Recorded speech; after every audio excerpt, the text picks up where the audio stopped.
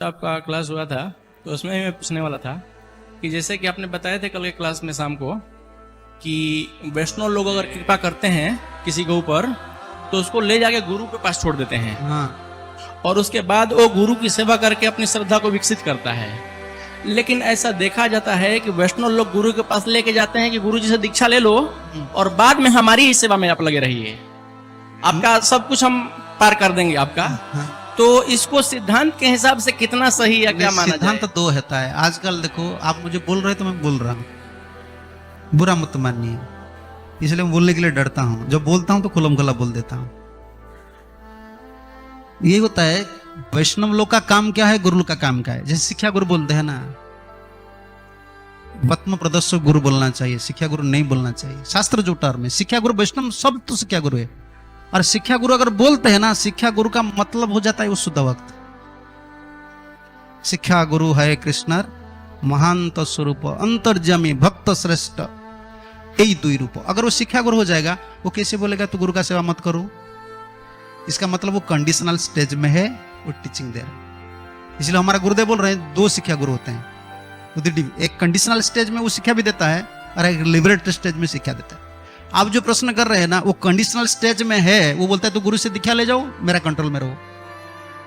लेकिन वैष्णव का, जैसे वैष्णव लोग गुरु जी का पास भेज देते हैं तो गुरु से भजन सिखा लेता है ना, गुरु जी भी फिर क्या करते हैं, मेरा शिष्य है ना, उनका ज्यादा भलाई होना चाहिए, वो ज्यादा कृपा वैष्णव लोग से प्राप्त होना चाहिए। इसलिए वो जब भेजते हैं वैष्णव का पास, तुम जाओ ये वैष्णव का सेवा करो। ये हमारा प्रोसीजर है। जैसे रूप सनातन, जब भी देखो, हरिदास आते थे, रूप सनातन आते थे, वो मिलते थे, महाप्रभु बोलते जितना भक्त लोगों को मेरा हरिदास को कृपा करो, मेरा रूप सनातन को कृपा करो। ये देखो, गुरु जी ने भेजे वैष्णव का पास, इसका प्रमाण लेना है आपको। ईश्वरपुरी को कौन भेजे थे? चैतन्य महाप्रभु की सेवा करने के लिए। गुरु भाई है। तो शिक्षा हम देते हैं तो अच्छा है। शिक्षा गुरु का काम क्या होना चाहिए, चाहे वो कंडीशनल स्टेज हो या लिबरेटेड स्टेज हो। शिक्षा शास्त्र का सिद्धांत है ये। शिक्षा गुरु, ये नरहरि चक्रवर्ती ठाकुर का शिक्षा गुरु का मतलब ये होता है, दीक्षा गुरु का सेवा करने के लिए जितना मदद चाहिए वो सब देना चाहिए, हेल्प करता है। चलो दीक्षा गुरु का सेवा करो। और दीक्षा गुरु का काम ये होता है, वैष्णव लोग है ना, अगर वो कैपेबल पर्सन है, वो वैष्णव लोग का भी सेवा करना चाहिए।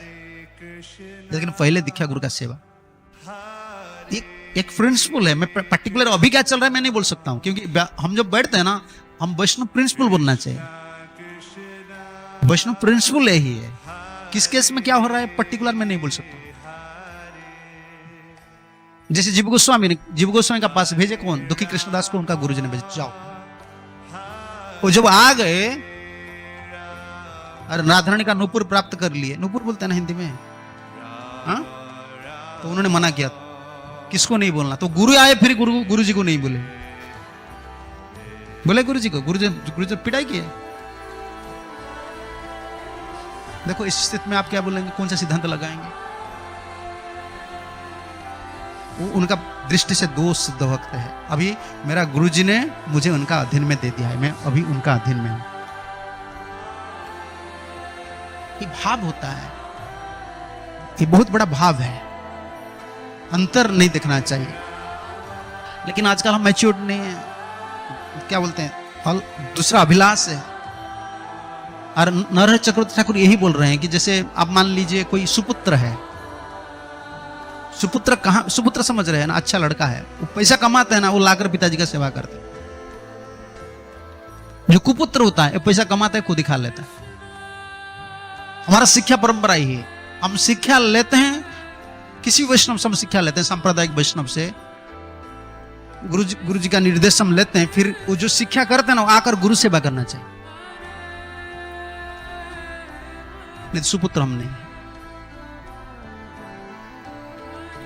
यही हमारा परंपरा। गुरु इतना धन्य होते हैं ना, वो भी बोलते हैं भाई तो ठीक है, जाओ वैष्णव लोग का सेवा करो, कृपा प्राप्त करो। कभी कभी गुरु जी भेजते हैं।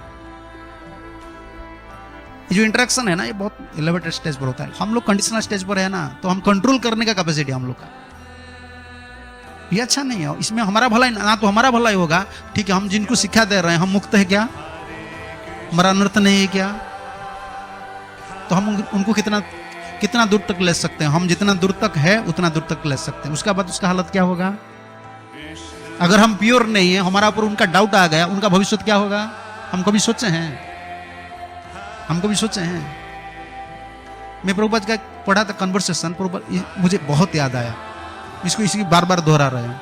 प्रभुपाद बोले तुम जितना प्रीचिंग कर रहे हो वो 3 मिनट के लिए है, ओनली फॉर 3 मिनट्स। तुम जितना पिचिंग करे और मेरा एक किताब दे दो, वो हर दिन के लिए काम में लगेगा। प्रभुपाद क्यों बोले हैं? देखो, हम जो पर्सनली किसको गाइड कर रहे हैं ना, वो व्यक्ति हमारा ऊपर श्रद्धा रखे हैं, समझ रहे हो ना? हमारा श्रद्धा को देखकर हमको विश्वास कर आए हैं, लेकिन उनको आचार्य प्रिंसिपल पता नहीं है। अगर हमारा ऊपर डाउट आ जाएगा तो गया। अब ये क्या करेगा? क्योंकि ये आपको फॉलो कर रहा था ना, ये तो आचार्य प्रिंसिपल उनको पता नहीं है। तब उनका श्रद्धा घट जाता है, वो आश्रम छोड़ देता है, वो चाहे भक्ति पद छोड़ देता है। इसलिए हमारी परंपरा यही है कि हम आचार्य से जो सीखे हैं ना उसको सिखाना चाहिए। इसलिए प्रभुपाद का किताब पहले पढ़ना चाहिए। पहले इसकन हम जैसे जॉइन किए थे, हमारा टीचिंग था बुक डिस्ट्रीब्यूशन। कि उनको अगर प्रभुपाद का फिलोसफी, जुगाचार्य का फिलोसफी पता है ना, अगर उससे मैं उनको गाइड कर रहा हूं, मान लो वो मुझे पसंद नहीं करता, हल्दर मारे जो बोल रहे ठीक नहीं है, तो किसको फॉलो करेगा? प्रभुपाद को फॉलो करेगा, जुगाचार्य को फॉलो करेगा। और वो प्रिंसिपल उनको पता नहीं तो क्या करेगा? मैं जिनको प्रीचिंग किया हूं, अगर मेरा ऊपर डाउट आ गया, मुझे छोड़ देगा, संस्था को छोड़ देगा, भक्ति को छोड़ देगा। यही हो रहा है। इसलिए जो टीचिंग दे रहा है ना, उनको पता होना चाहिए।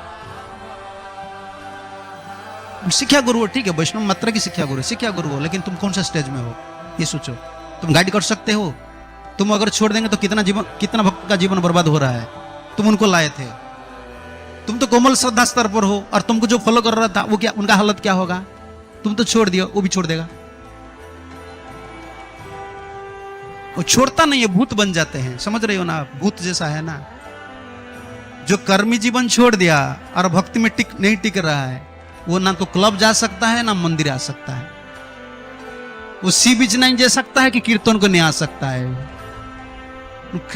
किस में भी टेस्ट नहीं लगे, किनको अभी पता हो गया ना ये पाप है।